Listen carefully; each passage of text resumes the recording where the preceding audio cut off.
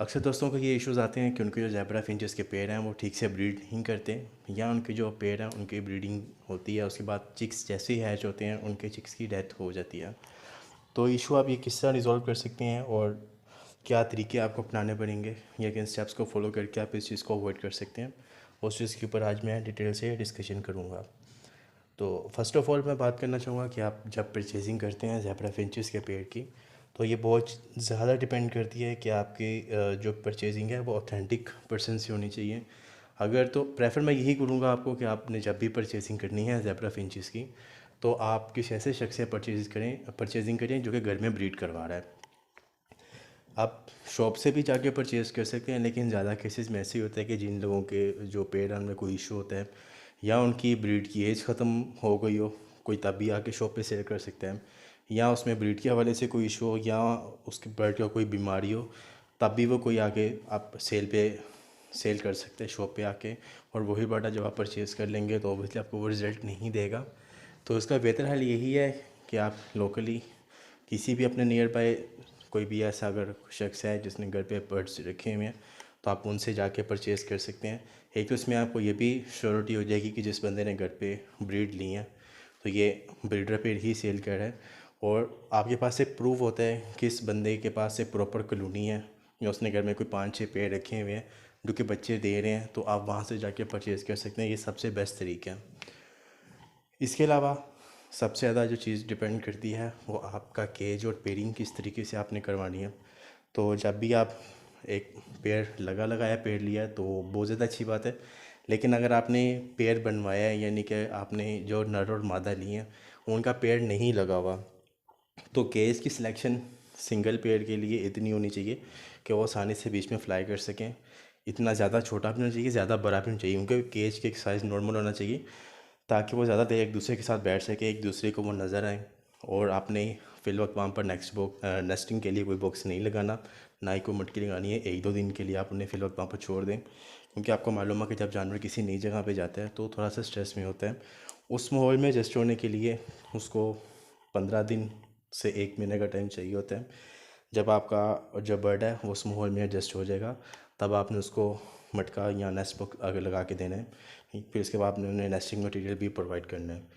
लेकिन जो पेयरिंग है जो मोस्टली मैंने ज़ेब्रा फिंचेस में देखी है, क्योंकि जो मेल है वो काफ़ी ज़्यादा एग्रेसिव होते हैं, तो पेड़ वो कोशिश करते हैं कि पहले 5 से 10 मिनट के अंदर ही वो पेड़ लगा लेते हैं जो नर होते हैं ज़ेब्रा फिंचेस के।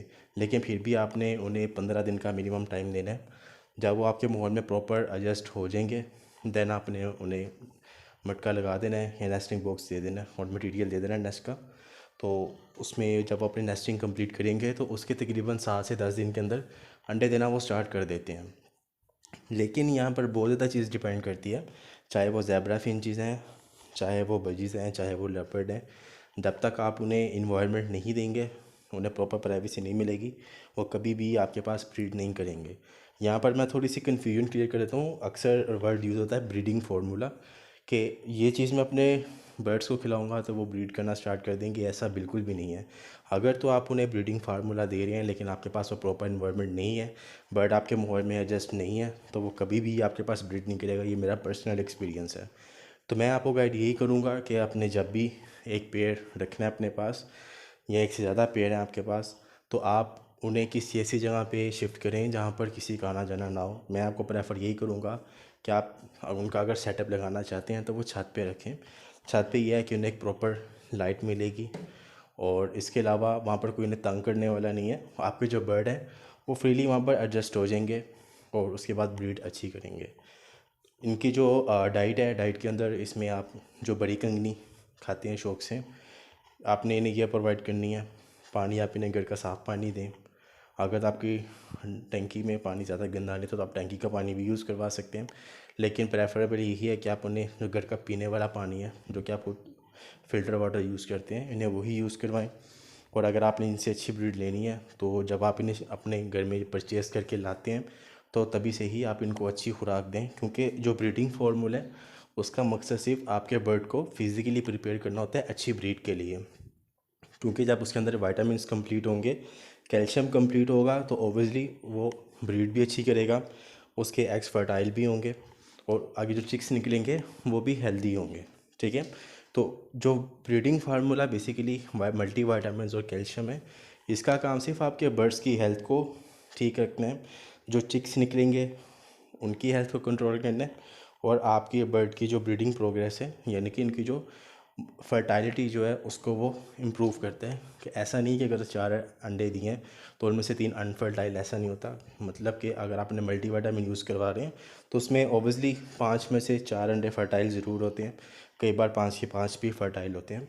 और कैल्शियम का रोल ये है कि जब उसने एग ले करनी है तो ऑब्वियसली उसके अंदर कैल्शियम यूज़ होता है। जो एग शेल प्रिपेयर होता है वो प्योर, एक समझ लें कि इसका ज़्यादा हिस्सा कैल्शियम से बना होता है, या वो कैल्शियम का सोर्स उसे आप कह सकते हैं। तो उस चीज़ की भी उसने वीकनेस को कंप्लीट करना है कैल्शियम ने। अगर उसके अंदर कैल्शियम पूरा होगा तो वो एग शेल भी ठीक से बनेगा उसके अंडों का। तो थर्ड चीज़ इसमें मैं आपको इसमें जो ज़्यादा ज़रूरी है वो ये है कि आप इसके जो केज की प्राइवेसी है, अगर आप इन्हें छत पे एडजस्ट नहीं करना चाहते तो फिर ज़रूरी है कि आप इनके केज को कवर कर दें किसी कपड़े से, और अंदर एक छोटा सा 0 वोल्ट का बल्ब लगा सकते हैं आप, ताकि इनको अंदर रोशनी भी मिलती रहे। क्योंकि थोड़ा सा अगर अंधेरा हो जाएगा केज के अंदर कवर करने की वजह से, तो ये अपने मटके में से बाहर बिल्कुल नहीं आएंगे, क्योंकि बर्ड समझते हैं कि रात हो गई है, तो वो फिर अपनी जो मटकियाँ उनके अंदर चले जाते हैं, वो बाहर नहीं निकलते।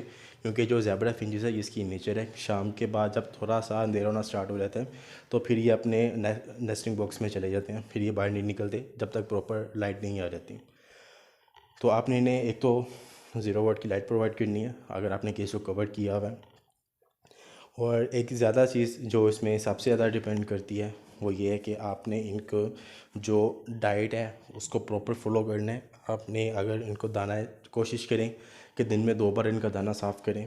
अगर तो छोटा सा केज है, अपने छोटे से पॉट में दिया हुआ है, तो कई बार होता है कि दाने के अंदर भी बीट कर देते हैं, या ये पानी के अंदर पीठे कर देते हैं, कई बार ये पानी की पॉट उल्टा देते हैं। तो इस चीज़ का आपने इसको चेक रखना है इस चीज़ का, कि आपके जो बर्ड हैं उनके पास हर टाइम दाना अवेलेबल होना चाहिए, पानी साफ़ हो, पानी हर वक्त इनके पॉट में मौजूद हो।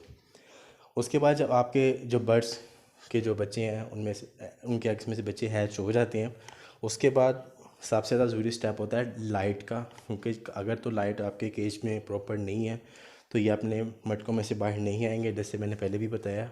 जब ये अपने मटकों में से बाहर नहीं आएंगे तो ऑब्वियसली वो ना खुद खाएंगे ना अपने बच्चों को ब्रीड करवाएंगे। तो अगर तुमने आपने इनको छत पे रखा हुआ है तो इसमें ऐसी घबराने वाली कोई बात नहीं है। क्योंकि अभी जैसे कि अगस्त का महीना स्टार्ट है, तो सुबह 5 बजे तक रोशनी आना, सूरज की रोशनी आसमान में आ जाती है, और प्रॉपर लाइट की वजह से ये अपने मटकों में से बाहर निकल आते हैं।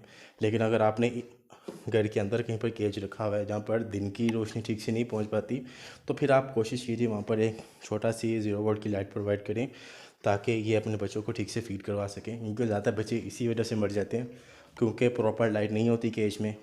तो खुद तो वो जानवर भूख बर्दाश्त कर लेगा, लेकिन अपने जब उसके छोटे से बच्चे हैं, 1 दिन का बच्चा है, वो कितनी देर भूख बर्दाश्त कर सकता है।